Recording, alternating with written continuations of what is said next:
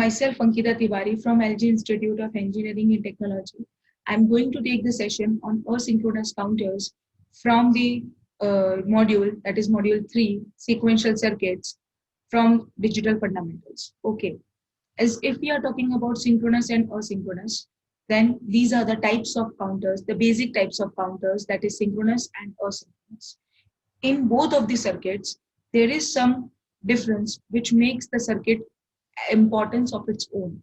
Now, counters, as we are talking about counters means the circuit which starts with some state and it ends at that state itself with some intermediate states. So here, the counters with respect to synchronous and asynchronous, in synchronous counter, a clock pulse which is provided in all the flip-flops is common. So this is the main advantage of synchronous, where we need not having any issue, or we do not have to worry about the clock, because it is commonly provided simultaneously at the same time in all the flip-flops. But if I am talking about asynchronous counters, that means the next state or the present to next state value is totally dependent on the clock. Clock pulse will be provided, and with respect to that input, positive going, negative going, low pulse, high pulse, with respect to that, we need to find it out the next value of the present state. Okay, so this is what the basic difference between synchronous and asynchronous counters. In this module, we are going to have the thorough study on the asynchronous counters. So in asynchronous counters, we need to follow some steps. The steps are being shown here. That is, first is state diagram. Then we need to have, that is, state table. Then we need to have conditions. After conditions, we are drawing the logic circuit. But that's not okay. We need to have the total understanding of the counters. For that, we need to have the waveforms. Why we are considering the waveforms here? Because we are considering the clock pulse here. The clock pulse is not provided commonly. So here we need to know with respect to which clock pulse the transition of which bit is being changed. So for that, we need to have thorough study of the waveforms. Now, this is the step which is added in asynchronous, which is not present in synchronous counters. So here, to study these steps, we need to have some examples. So here, in asynchronous counters, we are having the first example, as you can see here, that is modulo 6 asynchronous counters. We have already done up counter and down counter in the previous session. So in this session, we are going to have some other asynchronous counters with the first is modulus counters. Now, what do you mean by mode? We know that mode value starts with 0 and it ends with n-1 value. Okay, so here, if I am talking about mode 6, that means 6 states will be there, but 6 means 0 to 6 minus 1, that is 5. So the 6th state will not be there. If I am saying that, that doesn't mean it is included or not included. For that, you need to understand the why the after 5, if I am not taking 6 and 7, then we need to know what will be the condition for 6 and what will be the condition for 7.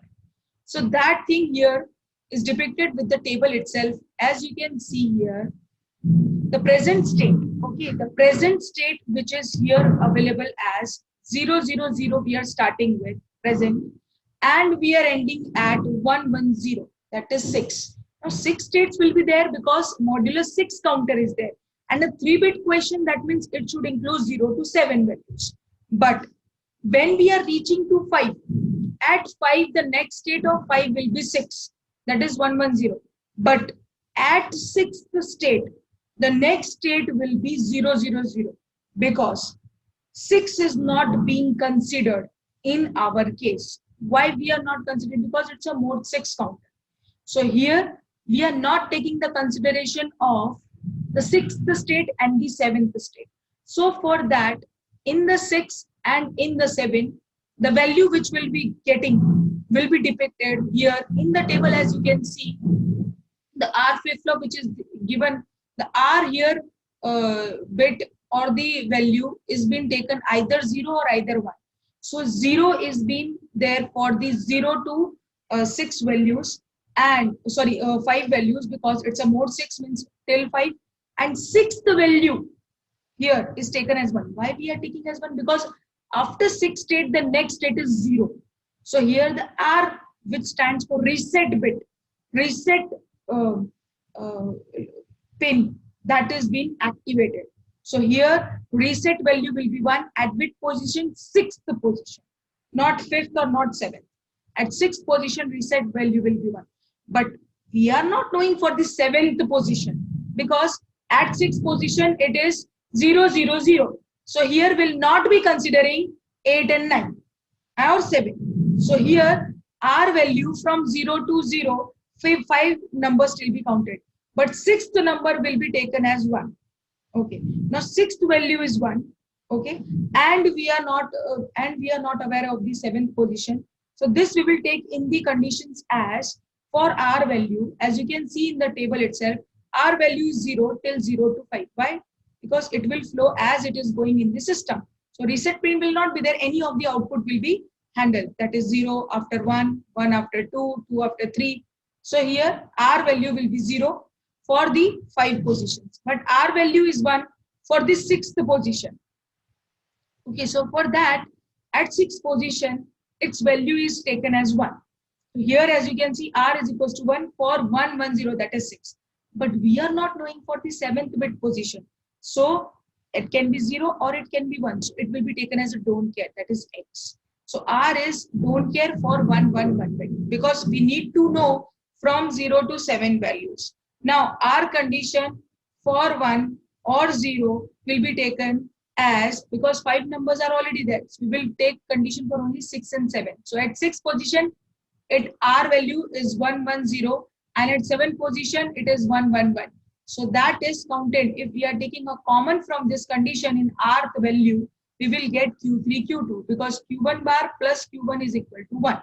So here we will get condition as Q3, Q2.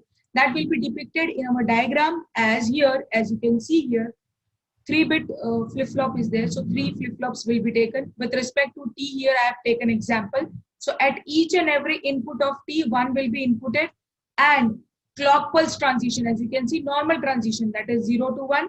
Now Q1 will trigger the Q2 value. So here Q1 input will be taken in the clock pulse of the F flip-flop 2. Now you know that the third position will be same as the Q2 clock pulse will be, Q2 value will be taken as a clock pulse in the third condition.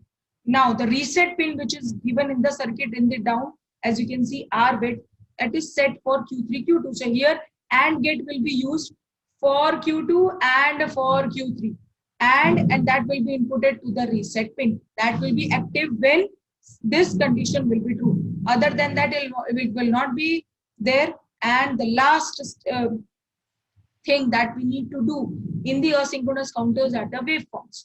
So here the waveforms, as you can see here, is taken as clock pulse here 0, 1, 0, 1, 0, 1. Now we know that in asynchronous counters, we will be taking the clock pulse transition, whether it will be positive, whether it will be negative. It will be positive going, it will be negative going. So for that, here if we are considering Q1 value, so Q1 will be taken from 0 to 1, then 0 to 1. But with respect to clock pulse that we have taken, in the example we have taken negative clock pulse, that is 1 to 0.